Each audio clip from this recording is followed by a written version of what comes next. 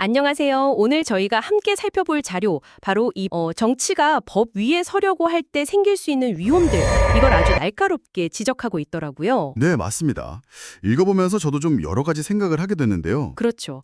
그래서 이번에는 이 자료를 토대로 법이랑 정치가 왜 서로 건강한 관계를 유지해야 하는지, 또 만약에 그 균형이 깨지면 우리 사회가 어떻게 될 수 있는지, 그 핵심 내용을 좀 깊게 파헤쳐 보려고 합니다. 좋습니다. 아주 중요한 논의가 될 것 같네요. 네. 자, 그럼 바로 시작해 볼까요? 그 자료 초반부터 바로 이 얘기가 나오죠. 법의 공정성, 이게 흔들릴 수 있다는 우려요. 정치가 개입하면 구체적으로 어떻게 되는 걸까요? 네, 그게 이 자료의 어떻게 보면 핵심적인 문제 제기인데요. 법이라는 게 원래는 사회 공정하고 중립적인 기준 역할을 해야 하잖아요. 그렇죠. 그래야 믿고 따르죠. 네, 그런데 정치적인 압력이나 특정 이익이 개입하기 시작하면 이 법이 더 이상 그런 기준이 아니라 뭐랄까 특정 세력의 이익을 위한 도구로 변질될 위험이 있다는 겁니다. 도구요? 그게 정말 심각한데요? 네.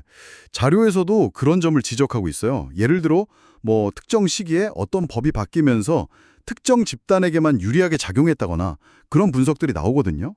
결국에는 법에 대한 시민들의 신뢰 자체가 그냥 뿌리부터 흔들리게 되는 거죠. 신뢰가 무너지면 정말 파장이 클 것 같습니다. 그런데 자료는 여기서 멈추지 않고 한 걸음 더 들어가더라고요. 법의 통제를 벗어난 그 정치 권력 자체, 이것도 문제 삼던데요? 아, 네, 맞습니다. 그 부분도 아주 중요하게 다루고 있죠. 사실 법치주의라는 게 왜 필요한지를 보여주는 대목인데요. 법치주의의 핵심 원칙이군요. 그렇죠. 모든 권력은 법 아래에 있어야 한다는 거잖아요. 그런데 법의 제약을 받지 않는 정치 권력은 그 속성상 좀 독재화될 경향이 있다. 이렇게 자료는 분석하고 있어요. 독재화 경향요? 견제가 사라지니까 그런 걸까요? 네, 권력 분립이나 견제 장치가 약해지면 당연히 권력 남용이나 부패가 생기기 쉬운 환경이 만들어지고요. 이게 결국에는 민주주의 시스템 자체를 위협할 수 있다는 거죠. 단순히 법의 문제를 넘어서는 거군요. 그렇습니다. 정치 시스템 전체의 안정성과 직결되는 문제라고 봐야죠. 그렇군요. 그럼 법의 신뢰도도 떨어지고 또 권력은 견제 없이 커질 수 있고 이 두 가지가 맞물리면 우리 사회 안정에는 구체적으로 어떤 영향을 미칠까요? 이것도 자료에서 꽤 중요하게 다루는 것 같던데요? 네, 정을 중요하게 짚고 넘어가야 할 부분입니다. 자료에서는 법과 정치의 경계가 모호해지면 그 사회를 지탱하는 규범이나 질서 자체가 흔들릴 수 있다고 아주 강하게 경고하고 있어요. 규범과 질서 자체가요. 네, 시민들이 이제 법이 나를 공정하게 지켜줄 거야 이런 기대를 갖기 어려워지는 거죠. 정치적인 입김에 따라서 법 해석이나 집행이 막 달라진다면 사회적으로 예측 가능성이 사라지잖아요. 그렇죠. 언제 어떻게 바뀔지 모르면 불안하죠. 바로 그겁니다. 그게 극심한 사회 불안이나 갈등을 일으킬 수밖에 없다는 분석이에요.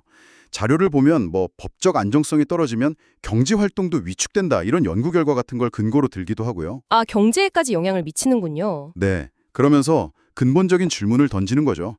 과연 안정적인 사회라는 게 법의 예측 가능성이 없이 유지가 될 수 있겠느냐? 정말 중요한 질문이네요. 안정성 문제뿐만 아니라 그 공평함의 문제도 있겠군요. 자료에서 사회적 불평등이 심화될 수 있다는 지적도 있었어요. 네, 그 연결고리도 명확하게 설명을 하는데요. 법이 아무도 정치적 영향을 받게 되면 그 혜택이나 불이익이 특정 집단이나 계층에게 쏠릴 가능성이 크다는 거예요. 아무래도 힘 있는 쪽에게 유리하게 작용할 수 있겠군요. 그렇죠.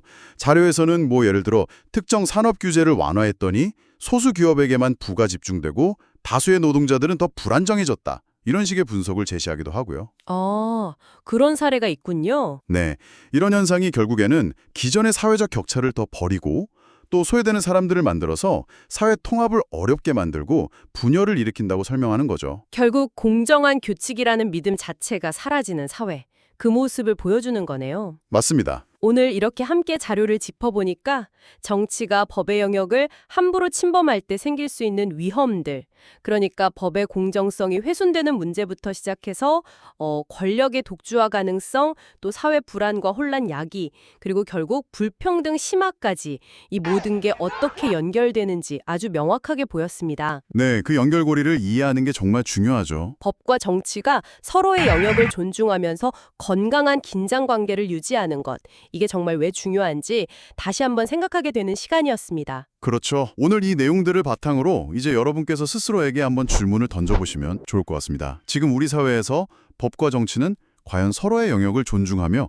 건강한 균형을 잘 이루고 있는가? 아, 중요한 질문이네요. 그리고 만약 그렇게 안 느껴진다면 시민으로서 우리는 무엇을 더 주의 깊게 살펴봐야 하고 또 어떤 목소리를 내야 할까?